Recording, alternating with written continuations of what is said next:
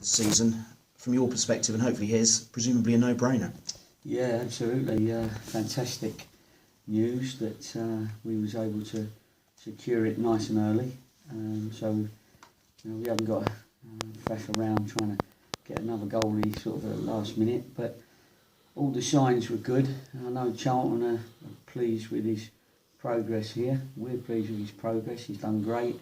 He's getting first team games, and while he's getting that experience for a 20-year-old, that's going to be good for all three parties. And he's been a fantastic goalkeeper for us.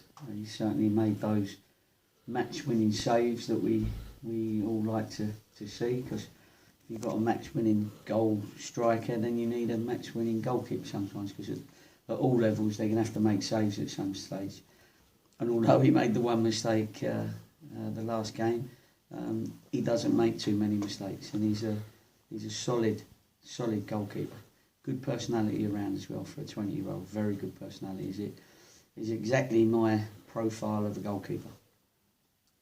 Was the only risk if Charlton actually had a situation that they needed him and wanted to call him back? I suppose that was about the only thing you couldn't control in this situation, wasn't it? Yeah, it is, and that always remains the same with loan players. But the important thing is all parties agree that it's good for him, that it's going well for him, and that the player's happy. So that's really what everybody's got to worry about, and then we'll worry about any eventualities when they arise later on. Of course, you signed 3 keepers at the start of the season. Is Dylan being pushed harder behind the scenes than we see? Yeah, he is. Callum Kitchker is, he had a problem with his family, so he had to have a couple of weeks sorting that out. He's now come back and he's looking very strong. Reece is still a little bit inexperienced yet, but he's getting his training. He's going from a boy into a man, and he's going to be a very good goalkeeper. But he needs the goalkeeping expertise of Bookie to work with him. He needs to be around it. He needs to be around the dressing room. He just needs to grow into a more confident person. He's a very good goalkeeper. And at the moment, Callum's a number 2, and what keeps a number 1 on his toes is if the number 2 is decent, and he is. First week in December, second half of the season starts here. Yes, and if we have the same success we've had in the first half, then we're going to be very, very close. To go through this half the season with only 2 defeats in the league is very good. We got the required number of points that you need in a first half of the season, and now we got to really concentrate and focus on making sure we don't blow the second half of the season. We've got to make sure that we stay absolutely focused and absolutely sure that we're going to stay there, and everyone's got to believe we can, but they've also got to make sure we do, and that means you have to look after yourself over the Christmas period. You have to enter into our commitment, and they've all entered into it, but it's not just for half the season, it's for the full season. You gave the players 10 out of 10 for the first half of the season last week. Are you the sort of manager who wants his players to keep doing what they're doing, or are you always demanding more from them every time? Can they get better? Well, they can get better, and you have to demand more all the time, because we've got a lot of young lads in our team that are not that experienced. I mean, Munsey's probably never played 23 games on the trot in his whole career anyway, so he probably hasn't played 23 games in his career. There's a lot of players that are still gaining valuable experience. They're learning about their bodies, their fitness, what they need to do during the week, when they're tired, how they're tired, why they're tired. They have to do something about it, and you learn about how you have to prepare for each game. Everyone's sort of a little bit different. Some people need a bit more of a rest, some people like to work hard, and you learn about yourself, and that experience keeps you in good stead for later on. So we will get better, because we can become more consistent. I think that's lads are at this level because of the consistency levels. They all can play, and they've all got their strengths and weaknesses, but it's bringing out their strengths more often than their weaknesses. So it's the consistency, and we certainly can still be more consistent. And you've got a chance this weekend to steal a march on the Chasing Pack. Yes, we didn't want to be out of the cup, but if you're going to be out of the cup, then you use the advantage of trying to get points ahead of your Chasing Pack. Certainly the Forest Green are just behind us, and if they can see a little bit of a gap, even though they might have a game or so in hand, then it just makes them.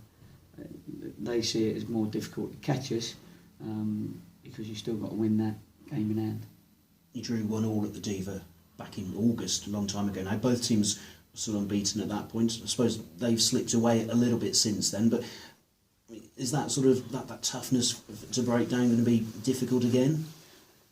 I think so. I think they're a decent group of players that they've got there. I thought they were lively on that day, very lively, and started off very well, if I remember. And we just got to be aware that, again, we're obviously at this moment in time slightly more consistent than they've been over the last 20 odd games. So we need to show what the difference has been between the two teams, between then and now, and why have we got all that, so many more points than them at this moment. But the boys need to go and show that, and if they do, then of course 3 points would be very good for us. Their chairman's resigned this week. Is that the sort of thing that affects managers and players, or is that actually something that people can put out of their mind from when you're on the playing side? Maybe. I mean, it depends on why he's resigned, I suppose. We don't get the inside view on all these things, but players and the manager, everybody, even if a manager goes or a player moves on, the club always exists. It always carries on, and as I say, it'd be the circumstances really, and I don't know the circumstances. So I'm sure the nature of the game, they come into the team that's top of the league, pride-wise, the manager and the players will want to try and get a result. How's Danny Wright, subductor? So right, that's yours. Don't even know where mine No, is. no. Probably haven't got one. It's okay. It's okay. And it was just a little bit precaution really at the during the game, and we thought that because we had Andreas on the line, we didn't need to push it with Dan. He's played every minute of every game, and he puts in a stint as well. He's putting a work rate, and he just felt a little slight, oops, what's that? So we thought it best to take him off and rest him because he's a big player for us. So he'll be okay for Saturday. Everyone else okay? Yeah, I think so. Bartz was the other one he's trained well. Dates probably not at the moment, although he's not a million miles away. So they're the ones that have been involved with the first team that have been injured recently. So I think we'll get 2 out of 3 back.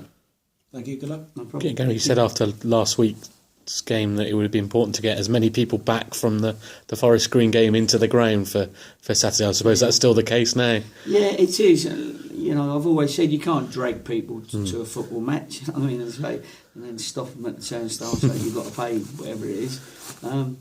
They've got to want to come, and you have to create the team, create the atmosphere, put on a bit of an event, a show like that. The music's involved in that. When people, if they feel comfortable that they're at the ground, then they're going to listen to good music, see a good football match, see their team working hard.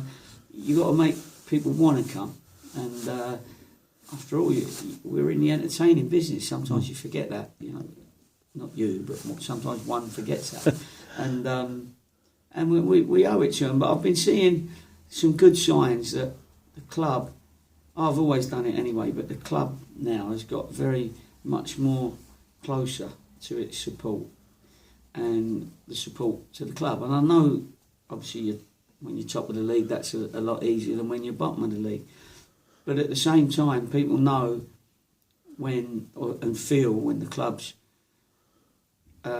got them at heart, when the club's trying to embrace the supporters towards the football club, you know, and I think I've sort of seen signs on that, and that will enhance the numbers.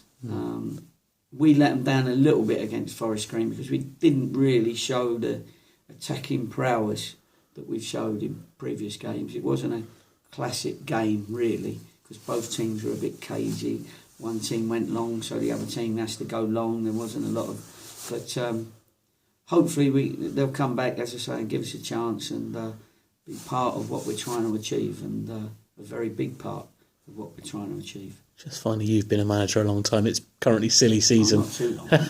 It's currently silly season with lots of managers moving from club to club, and obviously you've probably had an eye on what's happened with Yeovil, with your history back there. But teams like Burton Albion might be losing their manager and might think, well, Gary Johnson's doing a good job at Cheltenham. Yeah, I might think that. Yeah.